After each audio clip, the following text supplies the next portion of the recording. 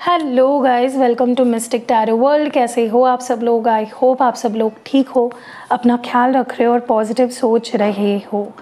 आज हम जो रीडिंग कर रहे हैं इसमें हम करंट फीलिंग्स देखेंगे आपके पार्टनर की। इस वक्त वो क्या सोच रहे हैं, उनके इंटेंशंस, उनकी फीलिंग्स क्या है। अब क्योंकि आप लोग वेट कर रहे होते हो, मुझे पता है करंट फीलिंग्स क्या है, आपको जानने की उत्सुकता होती है। इसीलिए मैंने सोचा कि क्यों ना इस चैनल पे एक करंट फीलिंग्स अपडेट डाल दूँ। बट आपको ध्यान रखना है, हमेशा मैं बोलती हूँ कि कॉन्शियसली ये ध्यान रखिए कि ये जनरल रीडिंग है। ओके, चलिए let's start.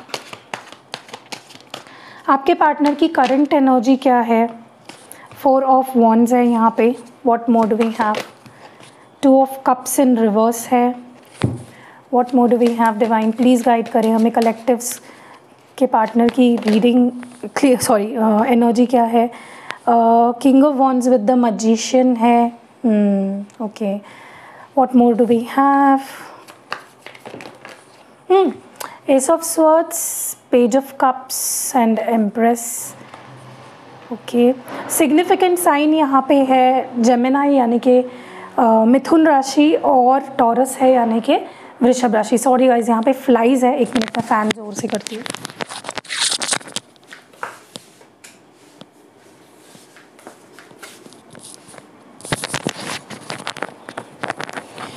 Okay, sorry for the disturbance. यहाँ पे वृषभ राशि है और मिथुन राशि है, जेमिनाई और टॉरस। देखिए, अभी तक के कार्ड्स देखकर तो मुझे ऐसा लग रहा है यहाँ पे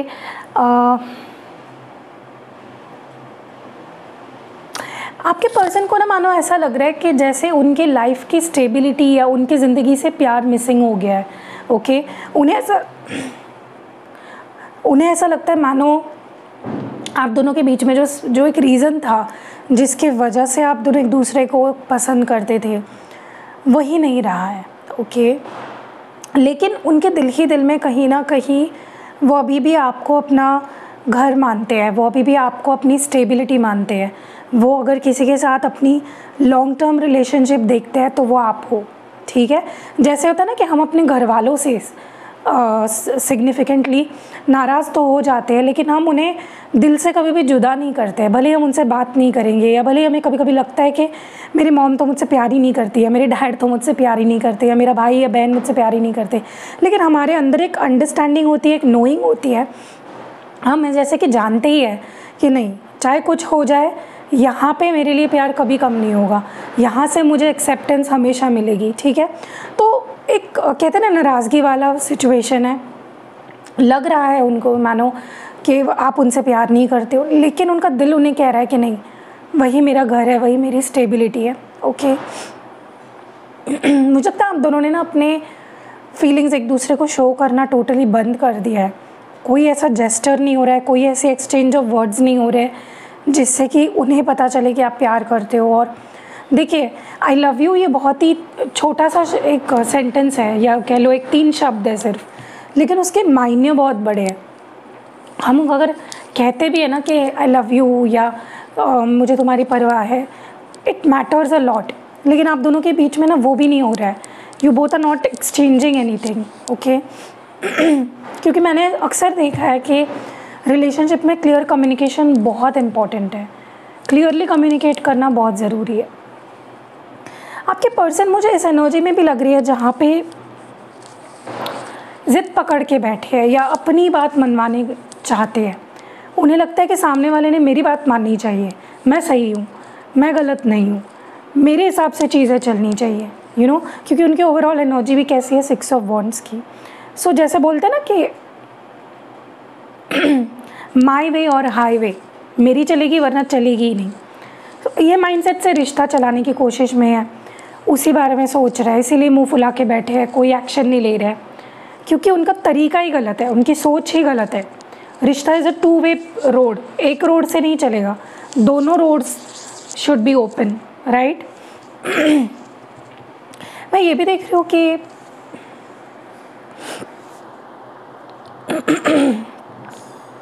ये पर्सन आपके तरफ कंटिन्यूसली, इनका अट्रैक्शन बढ़ता जा रहा है। ओके,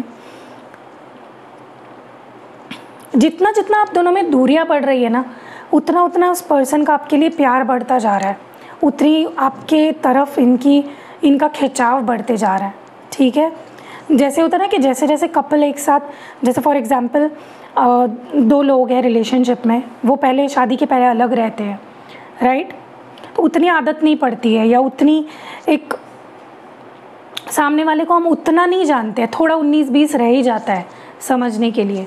लेकिन आप जब एक रूफ़ के नीचे रहने लगते हो, जब सुबह से लेकर रात तक, रात से लेकर सुबह तक आप किसी के साथ रह रहे हो, उनकी आदतें, उनकी अच्छाइयाँ, उनकी लाइक्स डिसलाइक्स जो भी है, वो जब हमें पता चलने लगती है, तो वो पर्सन ना हमें अपना एक पार्ट लगने लगता है, यू नो। वो अगर नहीं दिखे तो फिर हमारा दिन ख़राब जाता है, हमें बहुत बुरा लगता है। सेम एग्जैक्टली आपके पर्सन के साथ हो रहा है। जैसे जैसे दूरियां बढ़ती जा रही है, फिर अगर देखो जो शादीशुदा कपल होते हैं, वो अगर दूर रहेंगे 1-2 दिन के लिए भी, उनको कुछ अजीब सा लगता है, कुछ मिसिंग सा लगने लगता है। वैसे ही आपके पर्सन ना जितना आपसे दूर रहते हैं, उनके मन में आपके लिए फीलिंग्स बढ़ती जाती है। सेम है सिचुएशन, ओके। आपको स्टॉक कर रहे हैं ये पर्सन, देख रहे हैं आप लाइफ में किस पड़ाव पे हो, आप क्या कर रहे हो, आप किस तरह से अपने इतना सब होते हुए, इतने टेंशन में भी आप कैसे इतने ग्लो कर रहे हो, कैसे इतने ग्रो कर रहे हो। एंड वो चीज़, मैं ये नहीं बोलूँगी ये पर्सन उस चीज़ को लेकर बुरा मान रहे हैं, लेकिन हाँ, एक होता है ना कि हमारे बिना ये कैसे खुश रह सकते हैं, मतलब इसके लाइफ में हमारी कोई ज़रूरत ही नहीं है, हमारी कोई है ही नहीं कुछ औकात, इस तरह लग रहा है आपके पर्सन को। They want to say something to you. ये पर्सन आपसे या तो माफ़ी मांगना चाहते हैं, या तो कुछ कहना चाहते हैं, okay. What more do we have?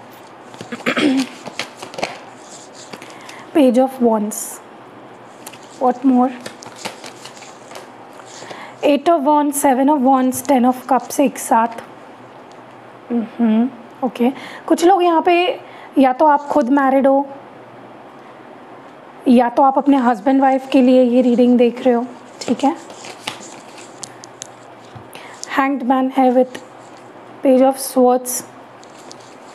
सारी बातें कम्युनिकेशन पे आके ही रुक जाती है। Night of pentacles with 5 of wands, and bottom deck में किंग ऑफ पेंटिकल्स है। देखिए क्या हो रहा है ना, आपके पर्सन इस वक्त बेबस है, देख पा रहे हैं आपको लेकिन कुछ कर नहीं पा रहे, या कुछ करना नहीं चाह रहे, ठीक है।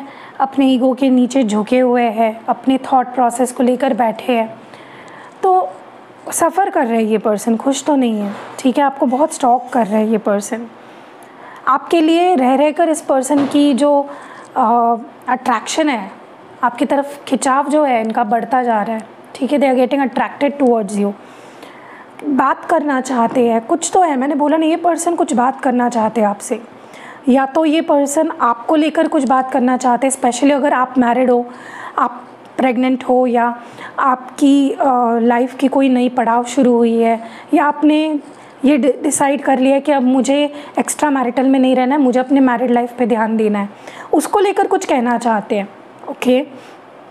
और अगर आप दोनों शादीशुदा हो एक दूसरे से, एंड फिर कुछ अलगाव हुआ है आप दोनों में, या मिसकम्युनिकेशन या मिसअंडरस्टैंडिंग हुई है, या दूरियां आई है, तो ये पर्सन उस चीज़ को लेकर बात करना चाहते हैं, ठीक है। बस एक कम्युनिकेशन की दूरी है, एक ब्लॉक हटा के सामने वाले ने मैसेज करने की दूरी है, ओके।